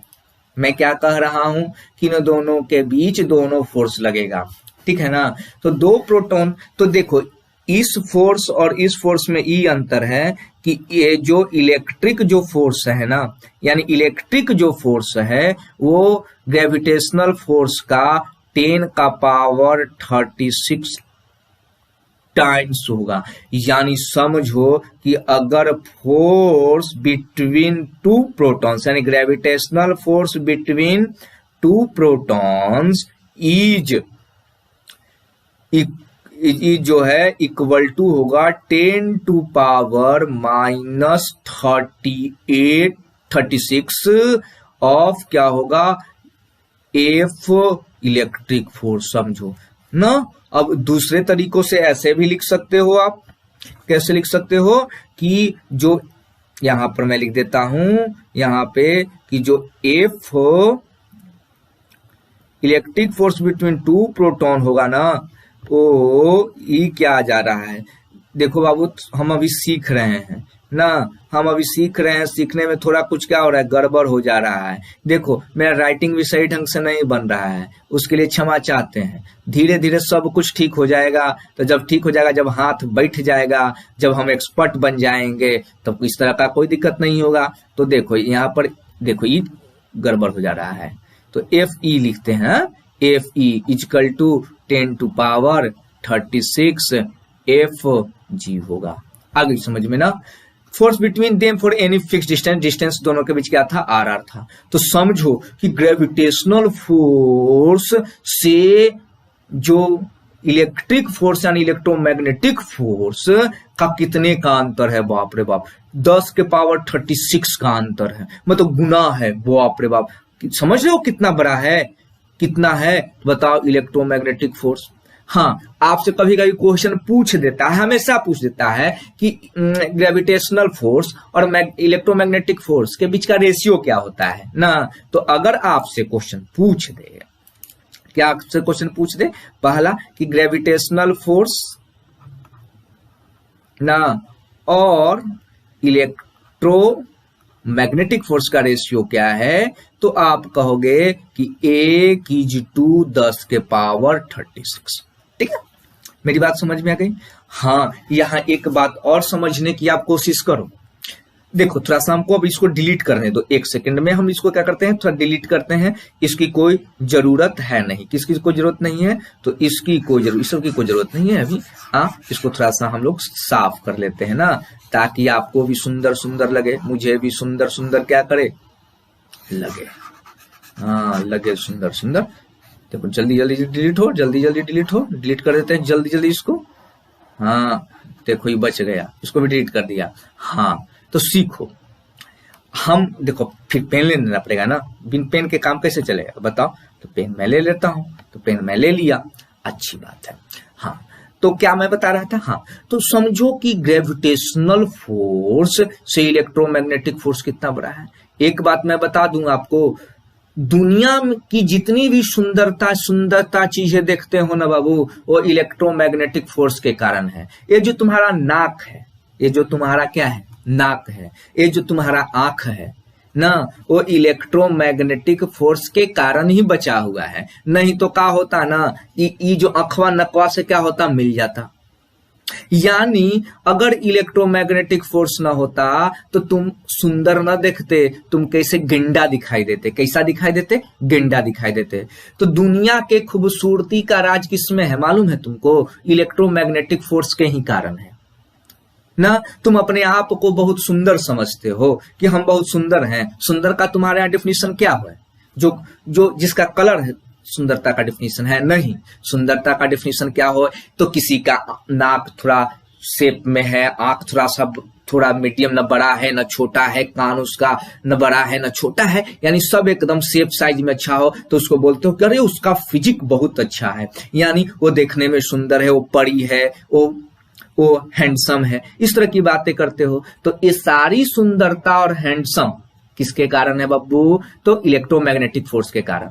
देखो अगर इलेक्ट्रोमैग्नेटिक फोर्स ना होता ना, तो ये जो नाक है ना तुम्हारा, ये नाक आंख से मिल गया होता, और तुम्हारा जो बॉडी होता ना, एक फुटबॉल की तरह होता ना। अब फुटबॉल की तरह होने के साथ साथ आप क्या होता ना, कोई आता आपको लात मारता, किक मारता, आप यहाँ से वहां ढकते रहते ना, आप रहवे नहीं करते, यानी एकदम फुटबॉल की तरह मस्ती करते रहते। तो वो किसके कारण है बउआ, इलेक्ट्रोमैग्नेटिक फोर्स के कारण है। एक चीज और मैं बता दूं कि अगर मान लो कि तुम्हारे हाथ में इलेक्ट्रोमैग्नेटिक फोर्स गायब हो जाए, तुम्हारे हाथ से इलेक्ट्रोमैग्नेटिक फोर्स गायब हो जाए, और तुम्हारे हाथ पर एक हम फीदर यानी बर्ड का फीदर रख दे, तो तुम्हारा हाथ जानते हो चकनाचूर हो जाएगा। तुम्हारा जो फीदर है ना, तुम्हारा हाथ है ना, वो क्या हो जाएगा, चकनाचूर हो जाएगा, चूर हो जाओगे, यानी डस्ट पार्टिकल जैसा बन जाओगे। समझो कि इलेक्ट्रोमैग्नेटिक फोर्स कितना बड़ा कारण होता है। तो दुनिया के सुंदरता का कारण क्या है, तो इलेक्ट्रोमैग्नेटिक फोर्स है। Why are you so beautiful, तो आप ब्यूटीफुल इस कारण हो क्योंकि इलेक्ट्रोमैग्नेटिक फोर्स नेचर में एग्जिस्ट करता है। अगर इलेक्ट्रोमैग्नेटिक फोर्स नेचर में एग्जिस्ट नहीं करता तो तुम फुटबॉल बन गए होते और हम तुमको लतियाते रहते। तो तुम कहोगे कि आप भी तो हो जाते फुटबॉल ना, सिर्फ तुम में गायब हो जाता, सिर्फ तुम में गायब हो जाता। ठीक है, बिल्कुल हाँ, यानी वो जो सुंदरता के कारण जो है वो उसके कारण हो जाते हैं। यानी कह सकते हो कि कोई भी चीज एग्जिस्ट ही नहीं करता, अर्थ खुद ही एग्जिस्ट नहीं करता। अर्थ का जो अर्थ भी एक पार्टिकल के फॉर्म में का होता। अर्थ जैसे एक स्टोन है, स्टोन को फोड़ोगे तो बहुत सारे पार्टिकल्स में बन जाता है और एक दूसरे चारों ओर क्या होता है, स्कैटर हो जाता है। उसी तरह यह स्कैटर हो जाता है, यानी पार्टिकल क्रम्बल हो जाता है। क्या हो जाता है बाबू, क्रम्बल हो जाता है। क्या होता है, एक वर्ड यूज करोगे क्रम्बल, यानी क्रम्बल का मीनिंग ढूंढो क्या होता है, यानी एकदम बिखर जाते, एकदम खत्म हो जाता। तो दुनिया की सुंदरता का राज किसके कारण है, इलेक्ट्रोमैग्नेटिक फोर्स के कारण है। क्या है, इलेक्ट्रोमैग्नेटिक फोर्स के कारण है। इलेक्ट्रोमैग्नेटिक फोर्स कब होता है, चार्ज पार्टिकल के कारण। बिल्कुल आई समझ में। तो ये चीजें हैं। अब हम नेक्स्ट स्लाइड की ओर पढ़ते हैं और हम लोग देखते हैं नेक्स्ट स्लाइड में स्ट्रॉन्ग न्यूक्लियर फोर्स। बहुत मजा आने वाला है। क्या आने वाला है, बहुत मजा आने वाला है। चलो, स्ट्रॉन्ग न्यूक्लियर फोर्स नाम से ही स्पष्ट है, यह स्ट्रॉन्ग है। क्या है, यह स्ट्रॉन्ग है। इतना स्ट्रांग है, पढ़ेंगे क्यों स्ट्रांग है, क्या है, पढ़ेंगे। हाँ, एक चीज देखो उस स्लाइड में मेरा छूट गया। एक स्लाइड में अगर हम बात करें तो उस स्लाइड में इलेक्ट्रोमैग्नेटिक फोर्स ग्रेविटेशनल फोर्स से कुछ बड़ा है, और इसका जो अगर इसकी बात करें, अगर हम इसकी रेंज की बात करें बाबू, रेंज की, तो इसका भी रेंज क्या होगा, इन्फिनिटी होगा। क्या होगा इसका, इन्फिनिटी होगा। ठीक है, अब आते हैं स्ट्रॉन्ग न्यूक्लियर फोर्स के बारे में। तो स्ट्रॉन्ग न्यूक्लियर फोर्स, चलो न्यूक्लियर फोर्स के बारे में जानते हो। तो न्यूक्लियर फोर्स अभी मैंने एग्जांपल आपको दिया था, किसका एग्जांपल दिया था, एटम और मॉलिक्यूल्स का। तब हमने कहा था आपको, क्या कहा था मालूम है आपको, हमने कहा था कि जो है ना, कोई भी एटम के अंदर, कोई भी एटम है और एटम के अंदर एक न्यूक्लियस पाया जाता है। एक का पाया जाता है, न्यूक्लियस, और न्यूक्लियस में एक प्रोटॉन होता है और एक क्या होता है, न्यूट्रॉन होता है, और न्यूक्लियस के चारों ओर इलेक्ट्रॉन मूव करते रहता है। देखो ये बार बार आ जा रहा है, ये हम इसको सॉर्ट आउट नेक्स्ट वीडियो में करने की कोशिश करेंगे, क्यों गोल गोल करने पर ये ऐसा आ जाता है। ठीक है ना, इलेक्ट्रॉन मूव करते रहता है, बिल्कुल आई समझ में। अब देखो यहाँ एक सवाल उठता है बउआ, अभी तुमको बताया कि अगर लाइक चार्जेज होगा तो रिपेल करेगा और अनलाइक चार्जेज होगा तो अट्रैक्ट करेगा। तो बउआ ये एटम है, एटम में प्रोटॉन है और न्यूट्रॉन है। तो ठीक है, न्यूट्रॉन पे कोई चार्ज नहीं है, प्रोटॉन पे कैसा चार्ज है, पॉजिटिव चार्ज है। तो क्या सिर्फ एक ही प्रोटॉन है वहां पे ना? अगर हम हाइड्रोजन की बात करेंगे तो हाँ, हाइड्रोजन में एगो है प्रोटॉन, हाइड्रोजन में एगो प्रोटॉन है, लेकिन अगर हीलियम में चले जाओगे तो 2-3 यानी बहुत नंबर में प्रोटॉन हो सकता है। और तुमको अभी हमने पीछे बताया कि जो लाइक जो चार्जेज है वो रिपेल ईच अदर करेगा। तो एक बात मुझे बताओ कि जब ये रिपेल करेगा तो ये प्रोटॉन, मान लो कि ये न्यूक्लियस है और न्यूक्लियस में एगो ये प्रोटॉन है और एगो ये प्रोटॉन है, एक दूसरे को क्या कर देगा बाबू, रिपेल करेगा। और जब रिपेल करेगा तो क्या होगा, ये न्यूक्लियस से बाहर भागेगा, ये भी न्यूक्लियस से बाहर भागेगा, यानी न्यूक्लियस रहबे नहीं करेगा। न्यूक्लियस कहाँ चला जाएगा, न्यूक्लियस तो गायब हो जाएगा नहीं। तो अब बताओ, अब ये बहुत बड़ा समझने में दिक्कत हो गया कि आखिर ऐसे जाएगा क्यों। तो एक बात मुझे बताओ, तो इससे तुमको एक थ्योरी क्या निकाल सकते हो, अपने मन से क्या थ्योरी निकाल सकते हो कि सर यहाँ पर एगो ऐसा कोई फोर्स होगा ना सर, जो उस जो इलेक्ट्रोमैग्नेटिक फोर्स को क्या कर रहा होगा ना, उसको उससे ज्यादा ताकतवर होगा और उसको रोक रहा होगा, न जाने दे रहा होगा। यानी प्रोटॉन तो न्यूक्लियस फोर्स के कारण क्या हो रहा है, न्यूक्लियर फोर्स मतलब इलेक्ट्रोमैग्नेटिक फोर्स के कारण बाहर जाना चाहिए, वहां पर एगो जरूर कोई होगा सर फोर्स जो कह रहा होगा कि जो इलेक्ट्रोमैग्नेटिक फोर्स से ज्यादा मजबूत होगा, और इलेक्ट्रोमैग्नेटिक फोर्स से इतना ज्यादा मजबूत होगा कि उसको जाने ही नहीं दे रहा होगा, पकड़ के रखा होगा। तो उस पकड़ने वाले फोर्स को क्या बताया, तो उसका नाम, तो बोलेंगे अच्छा बता नाम क्या है उसका, तो उसका कहा कि सर उसका कुछ नाम दे देते हैं, उसका नाम दे देते हैं sir nuclear, strong nuclear force दे देते हैं। अच्छा, स्ट्रॉन्ग इस कारण कहा कि इलेक्ट्रोमैग्नेटिक फोर्स से भी स्ट्रॉन्ग है, कल की हाँ बिल्कुल। अब बताओ न्यूक्लियर का न्यूक्लियर क्यों किया सर, कहा आपने, तो न्यूक्लियर इसलिए कहा कि न्यूक्लियस के अंदर का है, तो आई समझ में। तो स्ट्रॉन्ग न्यूक्लियर फोर्स, तो स्ट्रॉन्ग न्यूक्लियर फोर्स के कारण देखो इट बाइंड्स प्रोटॉन्स, यानी प्रोटॉन एक दूसरे को क्या करेगा, रिपेल करेगा। क्या करेगा, एक दूसरे को रिपेल करेगा। तो लेकिन इस फोर्स के कारण इसको बांध के रखेगा। ठीक है, दूसरा एंड न्यूट्रॉन्स के बीच भी क्या लगेगा, फोर्स लगेगा, ये भी तो उसको भी क्या करके करेगा, या बांध के रखेगा। या प्रोटॉन्स और न्यूट्रॉन्स के बीच जो भी फोर्स लगेगा इनको बांध के रखेगा। तो कौन रखेगा, स्ट्रॉन्ग न्यूक्लियर फोर्स। तो स्ट्रॉन्ग न्यूक्लियर फोर्स क्या होगा, ग्रेविटेशनल फोर्स तो सबसे वीकेस्ट है, उसके बाद कौन आया था, इलेक्ट्रोमैग्नेटिक फोर्स। तो इलेक्ट्रोमैग्नेटिक फोर्स से भी ये ज्यादा स्ट्रॉन्ग फोर्स है। तो इसके कारण कहा गया it is a strongest of all fundamental force, यानी जितने भी फंडामेंटल फोर्स है ना, इनसे स्ट्रॉन्गेस्ट है। मेरी बात समझ में आ गई, तो सीखो। और ये जो है ना, जो मतलब स्ट्रॉन्ग न्यूक्लियर फोर्स फंडामेंटल जो इलेक्ट्रोमैग्नेटिक फोर्स का 100 गुना है। क्या है? 100 गुना है।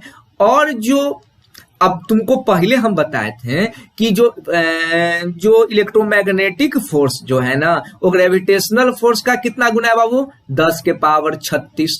10 के पावर 36। तो चूंकि ये 100 है, 100 से इधर मल्टीप्लाई किए हो तो 100 से इधर भी मल्टीप्लाई कर दोगे तो क्या होगा? 10 के पावर 38। यानी इनके बीच यही रिलेशन हो गया। यानी strong nuclear force gravitational force से 100 गुना ज्यादा मजबूत है और ग्रेविटेशनल फोर्स के 10 के पावर 38 किससे क्या है? मजबूत है। मेरी बात समझ में आई? तो स्ट्रॉन्ग न्यूक्लियर फोर्स, एक बात बता दे बाबू कि ये जो स्ट्रॉन्ग न्यूक्लियर फोर्स जो हम लोग फंडामेंटल फोर्सेज इन नेचर इसमें पढ़ रहे हैं ना, ये फंडामेंटल फोर्सेज ऑफ नेचर ही नहीं है।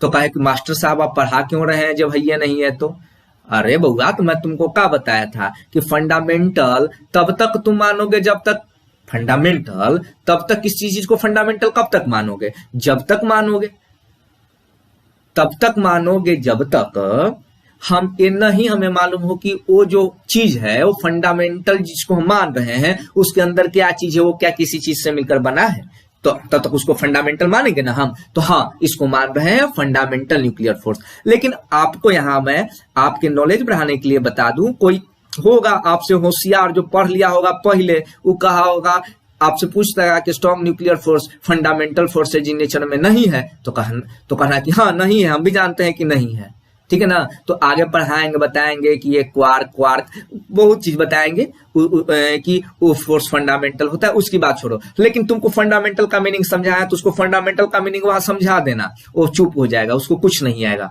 वो आगे बोलवे नहीं करेगा इसके बारे में। फंडामेंटल का उसको मीनिंग समझा देना, कहा कि बस भैया हमको बस यही जानकारी है कि फंडामेंटल इसको तब तक मानेंगे जब तक इसके अंदर का चीज है हमको जानकारी नहीं है। अभी हमको जानकारी नहीं है, होगा तो फिर बताएंगे जब चैप्टर खुलेगा मॉडर्न फिजिक्स, ये सब न्यूक्लियर फोर्स फिजिक्स में, तो हम लोग पढ़ेंगे। मेरी बात समझ में आ गई? अब दूसरी बात आता है कि इट इज चार्ज इंडिपेंडेंट। क्या होता है? It is charge independent. Charge independent कहे के क्या मतलब हुआ भैया?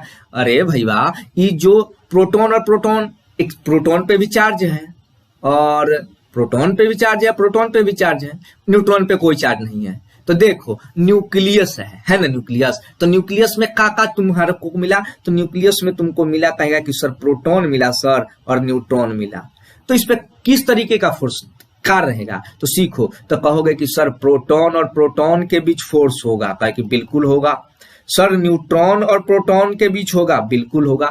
या न्यूट्रॉन प्रोटॉन बोलो या प्रोटॉन न्यूट्रॉन के बीच बोलो। और फिर कहोगे कि सर न्यूट्रॉन और न्यूट्रॉन के बीच फोर्स होगा, कहेंगे बिल्कुल होगा। तो देखो, तो इन दोनों के बीच जितना फोर्स लगेगा ना, उतना ही फोर्स इन दोनों के बीच लगेगा, उतना ही फोर्स इन दोनों के बीच लगेगा। मेरी बात समझ में आई? तो इसी कारण कहा इट इज चार्ज इंडिपेंडेंट। इसका चार्ज से कोई लेना देना नहीं है और एक्ट्स इक्वली बिटवीन न्यूक्लियॉन्स। अरे बउआ, न्यूक्लियॉन्स का मतलब क्या हुआ? न्यूक्लियस का बाल बच्चा। न्यूक्लियस के बाल बच्चा में कौन रहता है? प्रोटॉन और न्यूट्रॉन रहता है, तो उसको न्यूक्लियॉन्स बोलोगे। मेरी बात समझ में आई? हाँ बताओ, जब दो जिस्म और एक जान बन जाते हैं ना, तो बहुत स्ट्रांग हो जाते हैं बाबू। दो दिल एक जान बन जाएंगे ना, तो बहुत स्ट्रांग हो जाते हैं। मेरी बात समझ में आई? बताओ, दो दिल और एक जान हो गया। मेरी बात समझ में आ गई? तो it range is extremely small. अरे बउआ, जब दो दिल एक जान हो गए, एक दूसरे में समा गए, तो इन दोनों एक दूसरे में समा गए तो इनका रेंज क्या होगा? बहुत बहुत स्मॉल होगा। और स्मॉल होगा, ये चीजें किसके अंदर हो रही है? तो ये चीजें न्यूक्लियस के अंदर हो रही है ना, तो न्यूक्लियस के अंदर ही सब कुछ रहेगा। ये सब अंदर की बात है, बाहर झगड़ा नहीं करेंगे। मेरी बात समझ में आई? यानी ऑर्डर ऑफ न्यूक्लियर साइज। देखो, सबसे पहला स्ट्रॉन्ग न्यूक्लियर फोर्स कहाँ लगेगा? न्यूक्लियॉन्स के बीच लगेगा। न्यूक्लियॉन्स के बीच लगेगा। न्यूक्लियॉन्स न्यूक्लियस के अंदर रहते हैं, तो बताओ ये अंदर का फोर्स हुआ कि नहीं हुआ? अंदर का फोर्स ना, ये बाहर प्यार नहीं करते हैं जैसे तुम लोग पार्क वगैरह में करते हो ना मोहब्बत। वो मोहब्बत यहाँ पर न्यूक्लियंस हैं वो प्राइवेट पब्लिक प्लेस के बारे में बहुत अच्छी तरह से समझते हैं। ऐसा कुछ नहीं हुआ तो पार्क में लेके चल दिए ना, नहीं। प्रेम करो तो ये अंदर करो, 2 दिल और 1 जान बनो। क्या बनो? 2 दिल और 1 जान बनो। पार्क की तरफ मत जाओ, पब्लिक प्लेस पे मत जाओ। मोहब्बत किए हो तो गुपचुप करो। मेरी बात समझ में आ गई? अब हम आगे बढ़ते हैं ना, अब हम क्या करते हैं? आगे बढ़ते हैं। मेरी बात समझ में आई? तो आगे देखो यहाँ पर क्या कहता है, it range is extremely small. बिल्कुल सही। हाँ, एक इंपॉर्टेंट है और हमेशा क्वेश्चन आपसे पूछा जा सकता है, क्या इलेक्ट्रॉन स्ट्रॉन्ग न्यूक्लियर फोर्स को एक्सपीरियंस करता है? अरे गधा, अरे भाई मेरे, हमने अभी आपको बताया कि स्ट्रॉन्ग जो न्यूक्लियर फोर्स है वो न्यूक्लियॉन्स में लगेगा। तो न्यूक्लियॉन्स में लगेगा। और सर आप गधे ना हो सर कि कह रहे हो कि इलेक्ट्रॉन एक्सपीरियंस करेगा इस फोर्स को, तो ना, इलेक्ट्रॉन एक्सपीरियंस नहीं करेगा फोर्स को। तो याद रखना कि इलेक्ट्रॉन स्ट्रॉन्ग न्यूक्लियर फोर्स को एक्सपीरियंस नहीं करता है। काहे न्यूक्लियस से बाहर होता है, ये वॉचमैन की तरह रहता है। प्रोटॉन और न्यूट्रॉन मिलकर मोहब्बत की पाठ पढ़ते हैं और इलेक्ट्रॉन पहरेदारी करता है। इलेक्ट्रॉन क्या करता है? पहरेदारी करता है। मेरी बात समझ में आ गई? तो बताओ, स्ट्रॉन्ग न्यूक्लियर फोर्स समझ में आई? स्ट्रॉन्ग न्यूक्लियर फोर्स, हाँ, इसका एक कारण याद रखो कि स्ट्रॉन्ग न्यूक्लियर फोर्स के कारण ही न्यूक्लियस क्या होता है? स्टेबल होता है। अगर स्ट्रॉन्ग न्यूक्लियर फोर्स नहीं होता, न्यूक्लियस स्टेबल नहीं होता। मेरी बात समझ में आई दोस्तों? अब हम नेक्स्ट स्लाइड पे चलते हैं। अब तो और मजा आने वाला है। बताओ, जैसे सीखो, एक काम होता है, इसका नाम क्या है? Weak nuclear force. ये न्यूक्लियर फोर्स है, हाँ, ये तो न्यूक्लियर फोर्स है, यानी न्यूक्लियस के आसपास रहेगा। हाँ बिल्कुल, न्यूक्लियस के आसपास रहेगा, न्यूक्लियस के आसपास रहेगा। ई कब होते हैं? बताओ, ए कब होते हैं? तो देखो, सीखो, प्रोटॉन और न्यूट्रॉन न्यूक्लियस में बंद होते हैं। प्रोटॉन और न्यूट्रॉन न्यूक्लियस में बंद होते हैं और गाना गाते हैं। क्या गाना गाते हैं? हम तुम एक न्यूक्लियस में बंद हो, हम और तुम एक न्यूक्लियस में बंद हो और बीटा डीके हो जाए। क्या कर रहा है? हम तुम एक न्यूक्लियस में बंद हो और बीटा डीके हो जाए तो हम इलेक्ट्रॉन और न्यूट्रिनो बन जाएंगे। क्या कर रहा है? हम तुम न्यूक्लियस में बंद हो, अगर बीटा डीके हो जाए तो हम दोनों इलेक्ट्रॉन और न्यूट्रिनो बन जाएंगे। बिल्कुल सही। अब बताओ हुआ, एक कमरे में यानी न्यूक्लियस में प्रोटॉन और न्यूट्रॉन बंद है और कुछ एक चीज हो गया, यानी हुआ कुछ हंगामा, और इस हंगामे के कारण क्या पैदा ले लिया? इलेक्ट्रॉन पैदा ले लिया और न्यूट्रिनो पैदा ले लिया। आगे बताएंगे न्यूट्रिनो क्या है। न्यूट्रॉन समझते हो ना, तो न्यूट्रिनो भी समझा देंगे। तो बताओ कि प्रोटॉन है और न्यूट्रॉन है और पैदा ले रहा है इलेक्ट्रॉन। ये कैसे होगा बउआ? ये कैसे हो गया? ये तो अचंभवात हो गया। नहीं कि न्यूक्लियस में बंद है प्रोटॉन न्यूट्रॉन, एक घर में कुत्ता और बिल्ली को बंद किया, कुत्ता और बिल्ली को क्या किया? बंद किया, और कुछ समय बाद बंदर निकल रहा है। ये कैसे संभव है भाई? बाप रे बाप। नहीं तो बताओ ये किसके कारण होता है बउआ? तो वीक न्यूक्लियर फोर्स के कारण होता है। तो सीखो, the weak nuclear force appears only in certain nuclear process. ये हमेशा नहीं होता है, कुछ सर्टेन न्यूक्लियर प्रोसेस होता है ना, जो हैवी न्यूक्लियस होगा वो टूटे फूटेगा। यह मॉडर्न फिजिक्स में पढ़ेंगे, न्यूक्लियर फिजिक्स में पढ़ेंगे बहुत आसानी से। यानी यह फोर्स जो होता है ना सर्टेन न्यूक्लियर प्रोसेस में होता है, और इस प्रोसेस का नाम क्या है? बीटा डिके ऑफ न्यूक्लियस, यानी न्यूक्लियस में डिके होता है। मेरी बात समझ में आई? और in beta decay the nucleus emits an electron. बताओ न्यूक्लियस में इलेक्ट्रॉन है या नहीं है? इलेक्ट्रॉन पैदा ले लिया, वाह जी वाह, ये कौन सा खेल खेल दिया? अब बताओ। और दूसरा एक अनचार्ज्ड पार्टिकल जिसको हम लोग न्यूट्रिनो बोलते हैं, ये जन्म लिया। नहीं तो तुम कहोगे कि सर न्यूट्रॉन है तो न्यूट्रिनो ले लेगा, किसी तरीके से होगा, न्यूट्रॉन न्यूट्रिनो का बाल बच्चा होगा, क्या होगा? सब कुछ को हम लोग पढ़ेंगे, आसानी से आराम से पढ़ेंगे। मेरी बात समझ में आ गई? लेकिन यहां तो संभव है ना कि प्रोटॉन था हो गया इलेक्ट्रॉन। तो एक चीज यहां से क्या तुमको सीख मिलती है? क्या सीख मिलती है? एक चीज कि प्रोटॉन, इलेक्ट्रॉन और न्यूट्रॉन भी किसी चीज से मिलकर बना है। प्रोटॉन, इलेक्ट्रॉन और न्यूट्रॉन भी किसी चीज से मिलकर बना है। और एक्चुअली जब बीटा डिके होता है ना तो उसका फंडामेंटल जो यानी इलेक्ट्रॉन, प्रोटॉन और न्यूट्रॉन जिससे मिला होता है ना, वही आपस में इधर उधर ट्रांसफर्ड होता है और ये जन्म लेता है। हाँ, इसके बारे में हम लोग पढ़ेंगे न्यूक्लियर फिजिक्स में, मॉडर्न फिजिक्स में। यहाँ जो जरूरत है उस चीज को हम लेकर चल रहे हैं। ठीक है बाबू। अब दूसरी चीज आती है कि अब ऑर्डर हम देखेंगे। तो एक बात बताओ, ग्रेविटेशनल फोर्स सबसे कम, उसके बाद वीक न्यूक्लियर फोर्स, उसके बाद इलेक्ट्रोमैग्नेटिक फोर्स और उसके बाद स्ट्रॉन्ग न्यूक्लियर फोर्स ना। मेरी बात समझ में आ गई? हाँ, तो इस चीज को आपको क्या करना है? याद करना है। ठीक है। अब बताओ, the range is exceedingly small of the order 10 to power -15, यानी इसका जो ऑर्डर होगा ना बहुत छोटा होगा। यानी देखो ये चीजें कहाँ हो रही है? न्यूक्लियर प्रोसेस में हो रही है, यानी न्यूक्लियस के आसपास हो रही है, तो न्यूक्लियस का भी रेंज क्या होगा? स्मॉल होगा। मेरी बात समझ में आ गई?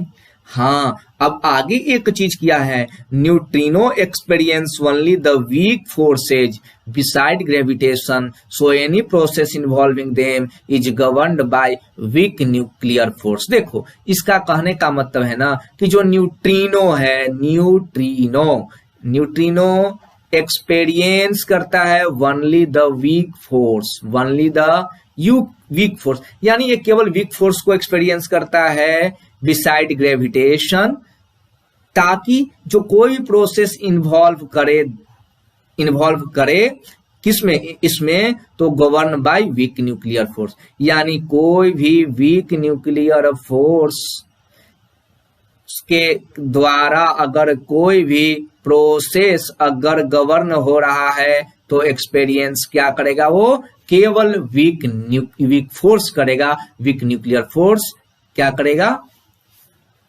वो एक्सपीरियंस करेगा। स्ट्रॉन्ग न्यूक्लियर फोर्स एक्सपीरियंस नहीं करेगा। हाँ, और वह लेकिन ग्रेविटेशन तो करेगा ही, क्योंकि ग्रेविटेशन मास पे होता है। मेरी बात ये समझ में आई? देखो इस पॉइंट का एक सिंपल वर्ड में ये समझो कि अगर वीक न्यूक्लियर फोर्स अगर कहीं लग रहा है और इसके कारण कोई प्रोसेस हो रहा है, ठीक है ना, तो जो न्यूट्रिनो है वो ग्रेविटेशन फोर्स तो करेगा ही करेगा, साथ ही साथ वो वीक फोर्स को भी क्या करेगा? वो एक्सपीरियंस करेगा। मेरी बात समझ में आ गई? तो बताओ, इसका मेन एक इंटरेस्टिंग पार्ट ये हुआ कि हम प्रोटॉन न्यूट्रॉन से क्या गाना गाता है कि हम तुम एक न्यूक्लियस में बंद हो और बीटा डिके हो जाए, यानी प्रोटॉन न्यूट्रॉन से कहता है, तो न्यूट्रॉन कहता है कि तब हम इलेक्ट्रॉन और न्यूट्रिनो हो जाएंगे, तब हम और तुम इलेक्ट्रॉन और न्यूट्रिनो हो जाएंगे। मेरी बात समझ में आ गई? अब नेक्स्ट स्लाइड में देखते हैं कि क्या कहता है। हाँ, अब एक टॉपिक आया, unification of forces. Babu, unification of forces के बारे में एक चीज मैं बता दूं। यूनिफिकेशन का मतलब, यूनिफिकेशन कुछ नहीं है, कुछ इतना टेंशन लेने की जरूरत नहीं है। यूनिफिकेशन का मतलब होता है शादी करवाना। नहीं, पंडित जी शादी करवाते हैं या जो बीच वाला होता है, मेडिएटर शादी करवाता है। तो वही चीज है यूनिफिकेशन ऑफ फोर्सेज। फोर्सेज को कैसे यूनिफाई किया गया, कौन कौन से साइंटिस्ट ने उसको यूनिफाई किया। देखो क्या होता है, देखो यूनिफिकेशन समझा देते हैं, बहुत आसान शब्दों में समझा देते हैं। बताओ, ए लड़की का परिवार है, ए लड़की का परिवार है, और ए किसका परिवार है बाबू, लड़का का परिवार है। ये लड़की का परिवार है, लड़का का परिवार है ना। अब क्या होता है कि लड़की के परिवार अपने तरीके से जी रहे हैं, मस्त हैं, ठीक ना। ये क्या है, यहाँ पर लिख देते हैं लड़का है, बॉय ना, यानी ये और एक क्या है, गर्ल का परिवार, जिसकी शादी है। चलो हम यूज करते हैं बॉय, हटाओ, दुल्हा। क्या है यह, दुल्हा, और ये क्या है यह, दुल्हन। अभी शादी नहीं हुआ है तो क्या है, बॉयज और गर्ल है ना। अच्छी बात है, ठीक है। तो क्या होता है कि ये इनके घर परिवार वाले खुश हैं, बहुत खुश हैं ना। गर्ल अपना अपने काम में व्यस्त हैं, और गर्ल वाले भी क्या हैं, अपने अपने काम में व्यस्त हैं। क्या होता है, बट इन दोनों के बीच गुपचुप तरीके से, यानी दोनों के बीच मोहब्बत का पाठ पढ़ा जा रहा होता है। मैं क्या कर रहा हूं बताओ, इन दोनों के बीच मोहब्बत का पाठ पढ़ा हुआ है। किसी को नहीं मालूम है, किसी को नहीं मालूम है कि ये जो बॉय है ना, एक गर्ल के साथ क्या कर रहा है, मोहब्बत करता है, प्यार करता है, लव करता है। ये सिर्फ इनको और क्या है, इनको मालूम है। मेरी बात समझ में आ गई। जब इनको और इनको मालूम है, दोनों गुपचुप तरीके से खूब मिलते हैं, पार्क में जाते हैं, रेस्टोरेंट में जाते हैं, खूब काम करते हैं, एक दूसरे के बारे में हर जानकारी रखते हैं, एक दूसरे के बारे में प्रत्येक जानकारी रखते हैं। लेकिन किनको मालूम नहीं होता है, तो इनके परिवार को मालूम नहीं होता है कि दोनों एक दूसरे से मोहब्बत में बंधे हुए हैं, यानी लिव इन रिलेशनशिप में है। किसमें है, लिव इन रिलेशनशिप में है ना, लिव इन रिलेशनशिप में है। अब क्या हुआ ना कि ये दोनों कहीं जा रहे थे ना, रेस्टोरेंट में बैठे हुए थे। जब रेस्टोरेंट में बैठे हुए थे ना, तो क्या हुआ ना कि एक आदमी इन दोनों को देख लिया कि हाँ, ये दोनों बैठकर रेस्टोरेंट में खूब गर्दा उड़ा रहे हैं, खूब खा पी रहे हैं ना। एक कॉफी एक दूसरे का एक्सचेंज कर रहे हैं, कोल्ड ड्रिंक एक दूसरे का एक्सचेंज कर रहे हैं। ये देख लिया एक इंसान, और ये इंसान देख लिया तो कहा कि हाँ, इन दोनों के बीच कुछ न कुछ रिलेशन है। अब इन रिलेशन को हमको उजागर करना है। इन रिलेशन को क्या करना है, उजागर करना है। इन रिलेशन को दुनिया के सामने लाना है।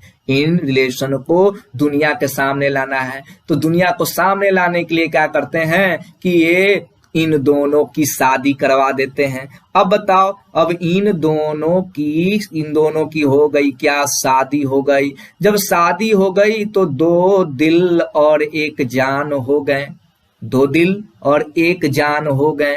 दो दिल और एक जान हो गए। कहने का मतलब कि इनका जो सुख होगा ना, इनका सुख, इनका सुख, इनका दुख, इनका दुख। यानी अगर ये खुश तो ये भी खुश, अगर ये भी दुखी तो ये भी दुखी ना। तो जो यूनिफिकेशन हुआ, तो इस शादी को हमने क्या बोलेंगे, हम यूनिफिकेशन बोलेंगे। बोलेंगे कि यूनिफिकेशन बोलेंगे कि मास्टर साहब काका पढ़ा रहे हैं। तो सुनो, क्या हुआ ना कि एक चीज है, देखो आइजैक न्यूटन साहब, वो जो पता लगाने वाला था ना, ये बंदा जो रेस्टोरेंट में देखा, वो रेस्टोरेंट में देखने वाला कौन था, आइजैक न्यूटन साहब थे ना। देखा उन्होंने कि जो सेलेसियल बॉडी के बीच जो फोर्स है और टेरेस्ट्रियल बॉडी के बीच जो फोर्स है, सेलेसियल का मतलब हो गया जो सन, मून, प्लेनेट, ये सब के बीच का फोर्स, और टेरेस्ट्रियल मतलब जो जमीन आसपास के जो फोर्स है उसका फोर्स ना। उन्होंने देखा कि अरे इन दोनों एक दूसरे से क्या है, ये जो है एक दूसरे से एकदम लिव इन रिलेशनशिप में है। लिव इन रिलेशनशिप में कहने का मतलब कि अगर हम एक ही लॉज से, एक ही नाम से हम उनको क्या कर सकते हैं, पुकार सकते हैं। यानी जो लॉज इसमें लग रहा है वही लॉज इसमें लग रहा है। और उन्होंने इन दोनों को अलग अलग जो पढ़ा जाता था, अलग अलग स्टडी किया जाता था, दोनों को एक ही लॉज के अंदर लेकर आ गए, जिनको बोला गया लॉ ऑफ ग्रेविटेशन। यानी लॉ ऑफ ग्रेविटेशन पढ़ेंगे तो सेलेसियल के भी प्रॉपर्टीज को पढ़ लेंगे, जान जाएंगे, और टेरेस्ट्रियल के भी प्रॉपर्टीज को जान जाएंगे। यही तो यूनिफिकेशन हुआ। क्या हुआ? यही यूनिफिकेशन हुआ।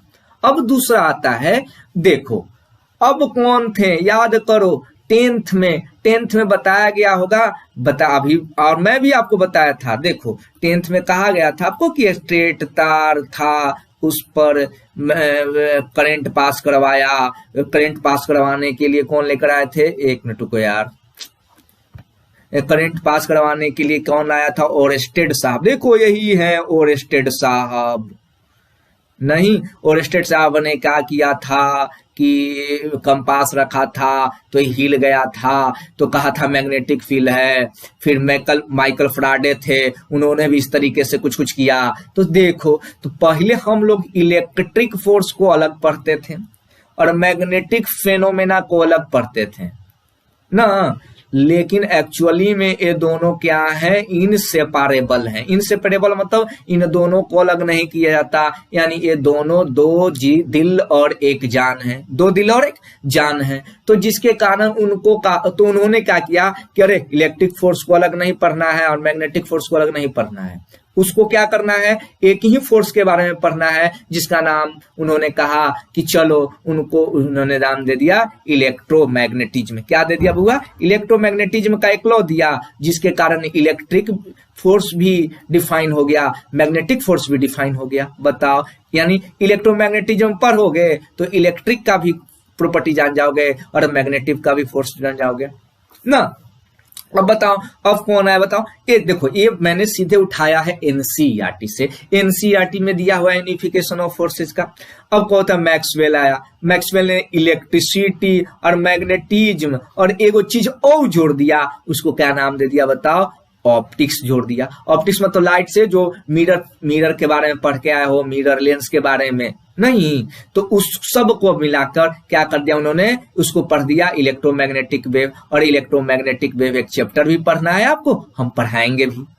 तो देख रहे हो, देखो पहले इसमें देखो, इलेक्ट्रिक और मैग्नेटिक को अलग अलग पढ़ा जाता था, इलेक्ट्रिक और मैग्नेटिक को अलग अलग पढ़ा जाता था। तो ये दोनों साइंटिस्ट आए, ओरेस्टेड और फैराडे साहब ने, उन्होंने कहा कि ना, दोनों को अलग अलग ना पढ़ने की जरूरत है, ताक पढ़ने की जरूरत है तो इलेक्ट्रोमैग्नेटिज्म पढ़ो।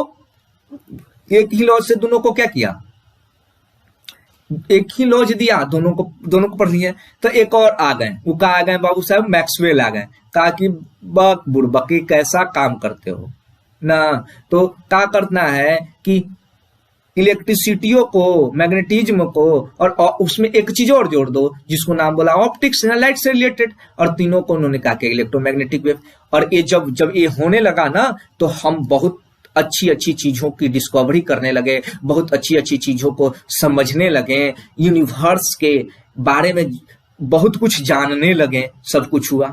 आगे समझ में? तो यही सब दिया हुआ है। अब बताओ, एक साइंटिस्ट है Sheldon ग्लासो, Abdul Salam, Stephen Weinberg, इन्होंने वीक न्यूक्लियर फोर्स इन्होंने शोड किया दैट वीक न्यूक्लियर फोर्स जो है और इलेक्ट्रॉन मैग्नेटिक फोर्स है, उसको could be viewed at different aspect of single electro weak force. ये सब चीज के बारे में पढ़ेंगे। अभी इसको के बारे में बताना हम उचित नहीं समझते हैं, केवल यूनिफिकेशन का मीनिंग समझाना चाह रहे थे। यूनिफिकेशन में आपको इन दोनों टॉपिक्स के, इन दोनों के बारे में क्यों बताया, क्योंकि इन दोनों के बारे में आप पढ़ के आए हैं ना। उसी तरह थ्योरी ऑफ इलेक्ट्रोमैग्नेटिक फोर्स, तो समझ में यूनिफिकेशन ऑफ फोर्सेज। तो फोर्सेज का यूनिफिकेशन होना मतलब कहने में बहुत तरीके के जो फोर्सेज थे ना, उनको एक अंदर तरीके से लाया। और यूनिफिकेशन ऑफ फोर्सेज जब करने लगे ना, तो यूनिफिकेशन जब हम करने लगे तो एक फायदा उससे ये हुआ कि हम दुनिया के बहुत अच्छे यानी यूनिवर्स में बहुत अच्छे फेनोमेनन को हम लोग आसानी से स्टडी करने लगे और एक समझने भी लगे और दुनिया के रहस्य को हम लोग क्या करने लगे, जानने लगे। मेरी बात समझ में आ गई। अब हम नेक्स्ट स्लाइड की ओर बढ़ते हैं। नेक्स्ट स्लाइड कहता है नेचर ऑफ फिजिकल लॉज। क्या कहता है यहाँ पर बताइए, कहता है कि nature of physical laws. Nature of physical laws नाम है, यानी देखो कोई भी नेचर में कोई भी चीजें होती है तो उसमें से कुछ फिजिकल लॉज होती है। तो सीखो मेरी बात को बाबू, नेचर में कुछ फेनोमेना होगा तो कुछ जो फिजिकल क्वांटिटी आगे बताएंगे नेक्स्ट वीडियो में कि फिजिकल क्वांटिटी क्या है। जिस फिजिकल क्वांटिटी में स्पीड हो गया, वेलोसिटी हो गया, एक्सेलरेशन हो गया ना, फोर्स हो गया, एनर्जी हो गया, ये सब क्या है, फिजिकल क्वांटिटीज हैं। तो देखो अगर कोई भी नेचर में घटनाएं घटती है तो कुछ ऐसे फिजिकल क्वांटिटी होते हैं जो चेंज कर जाते हैं। क्या करते हैं, जो चेंज कर जाते हैं। लेकिन कुछ ऐसे फिजिकल क्वांटिटी होते हैं जो चेंज नहीं करते हैं। मेरी बात समझ में आ गई, एक नियम से है। तो इस नियम को बोलते हो नेचर ऑफ फिजिकल लॉज। जैसे कहने का मतलब आप 9th में याद करो तो 9th में आपको बताया, पढ़ा होगा कि laws of conservation of linear momentum. क्या पढ़ा आपने, laws of conservation of linear momentum. Momentum क्या है, मोमेंटम फिजिकल क्वांटिटी है और आपको बताया गया कि मोमेंटम चेंज नहीं होता, यानी सम ऑफ नहीं, यानी मोमेंटम का जो किसी सिस्टम में सभी मोमेंटा का जो सम होता है वो इक्वल होता है। तो मोमेंटम चेंज नहीं किया। उसी तरह आपको बताया गया होगा कि mass is neither created nor destroyed. इसका मतलब मास को न तो क्रिएट किया जा सकता न तो डिस्ट्रॉय किया जा सकता। इसका मतलब यही नहीं हुआ कि मास जो है वो कंजर्व हुआ। मास क्या हुआ, कंजर्व हुआ। तो याद रखो the physical quantity that remain unchange, जो चेंज नहीं होता उसको विद टाइम, यानी टाइम मतलब फिनोमेनन हुआ, फिनोमेनन के कुछ समय बाद या फिनोमेनन के प्रोसेस के समय उसको कंजर्व्ड पार्टिकल बोलते हो। क्या बोलते हो, कंजर्व्ड पार्टिकल।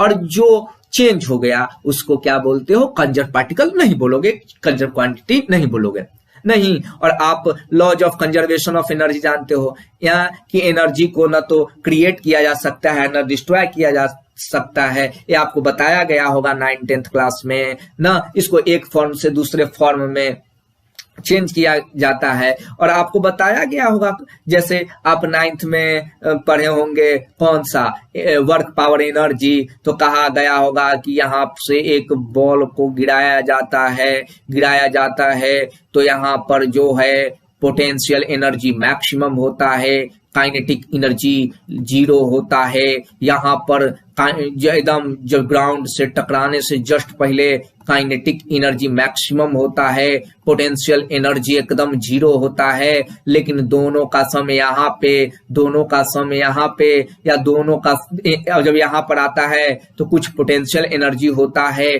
कुछ काइनेटिक एनर्जी होता है। दोनों का सम यहाँ पे यानी प्रत्येक पॉइंट पर सेम होता है। आपको प्रूव करके बताया गया होगा, यानी laws of conservation of energy, mechanical energy का। उसी तरह आपको बताया गया होगा चार्ज के बारे में, लीनियर मोमेंटम आपको 9th में पढ़ाया गया, हम भी पढ़ाएंगे, 11th में भी पढ़ना है और बड़े तरीके से पढ़ना है और अच्छे तरीके से पढ़ना है। लेकिन अभी आपको बस इतना ही जानना है, लीनियर मोमेंटम के बारे में, एंगुलर मोमेंटम के बारे में तो सीखो। तो laws of conservation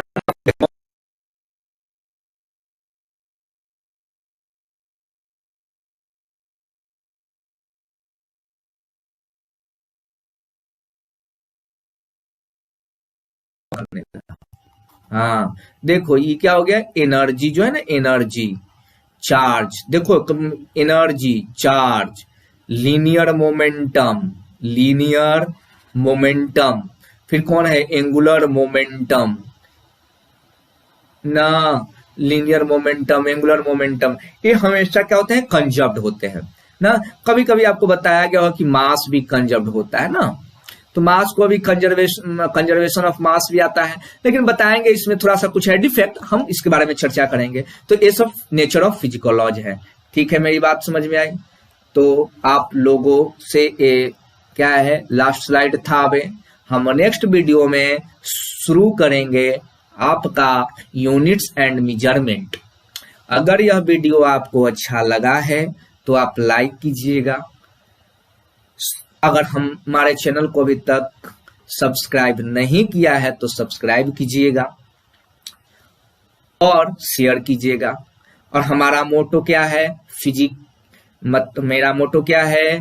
free education to all. और हम चाहते हैं कि गांव के बच्चे, गांव में जो टैलेंट होते हैं, वो टैलेंट को शहर में आने की जरूरत नहीं है, वो घर में ही माँ बाप के साथ माँ बाप के प्यार में रहकर, माँ बाप के साथ समय गुजार कर अच्छे से तैयारी करें। और मुझे आपसे वादा है, अगर आपका प्यार और मोहब्बत मिलता गया तो हम तो फिजिक्स और मैथ लेकर तो आएंगे ही, साथ ही साथ और केमिस्ट्री और बायोलॉजी का भी हम इंतजाम करवाएंगे। हम उसके बारे में बात करेंगे। तो सबसे पहला, ये मेरा शुरुआत चीज है, मैं भी अभी सीख रहा हूँ, मतलब टेक्नोलॉजी के बेसिस पे सीख रहा हूँ। मैं टेक्नोलॉजी यानी टेक्निकल चीज में थोड़ा सा मैं पुअर हूँ। जैसे आप मेरा हैंड राइटिंग देख रहे होंगे गड़बड़ होगा, कहीं आप देख रहे होंगे हैंग कर जा रहा होगा, दबाना कुछ और था दब कुछ और जा रहा है, तो सब चीजें धीरे धीरे क्या होगी, सामान्य हो जाएंगी आपको। लेकिन हाँ, टेक्निकल चीजें में थोड़ा प्रॉब्लम होगी, उसके लिए क्षमा चाहता हूँ, लेकिन आपको फिजिक्स में कोई दिक्कत नहीं होगी, मेरा आपसे वादा है। और मैं आपको बताता हूं कि अगर जिन बच्चों को फिजिक्स समझ में नहीं आता है, उनके लिए यह बेहतर से बेहतर ये जरिया है उन्हें सीखने का। मैं आपके समक्ष अवेलेबल 24/7 रहूंगा, यानी आप मुझे आगे फर्दर मैं डिटेल्स आपको सबमिट करवा दूंगा। आगे आप हमसे डायरेक्ट हमसे जुड़कर अपने डाउट को क्लियर कर सकते हैं। आप अपने डाउट को क्लियर कर सकते हैं, आपको कहीं भी प्रॉब्लम हो मुझसे पूछ सकते हैं। और वादा है कि आपका नीट, जेईई, 11th 12th का जो फाउंडेशन है वो बहुत ही मजबूत होगा। और जिन लोगों को फिजिक्स से डर लगता है ना कि फिजिक्स समझ में नहीं आता, उनको मैं कहता हूं कि आप फिजिक्स से जितना दूर भागते हो, फिजिक्स से उतना ही मोहब्बत करने लगोगे। अगर तुम्हें सही वे में, सही तरीके से फिजिक्स को एक्सप्लेन किया जाएगा, आपको मोहब्बत हो जाएगी। आप एच.सी. वर्मा, डी.सी. पांडे को तो छोड़ो, आप उनके प्रॉब्लम को भी तो सॉल्व करोगे ही, साथ ही साथ इरोडोव के सॉल्यूशन को भी आप करना स्टार्ट कर दोगे। और मैं आपको बता दूं, इरोडोव के सॉल्यूशंस को हम लेकर आने वाले हैं एक नए तरीके से। सॉल्यूशन को नहीं, मैं सबसे पहले उस क्वेश्चन को मॉडर्न वे में चेंज कर रहा हूं, और मॉडर्न वे से मॉडर्न सॉल्यूशन मैं देने वाला हूं। ये मेरा आपसे वादा है, उस पे अभी काम चल रही है, ठीक है। तो जिन लोगों को फिजिक्स समझ में नहीं आता, उनसे मेरा वादा है, फिजिक्स आपका स्ट्रॉन्गेस्ट पॉइंट नहीं बनाया तो मेरा क्या मैं बोलूं, आप खुद समझ जाइए इसके आगे की बात। हाँ, लेकिन कुछ टर्म्स एंड कंडीशंस होगी, उसको फॉलो करना होगा, मेरे वीडियोज को देखना होगा, मुझसे इंटरेक्ट करना पड़ेगा, वो सारे चीजें मैं बात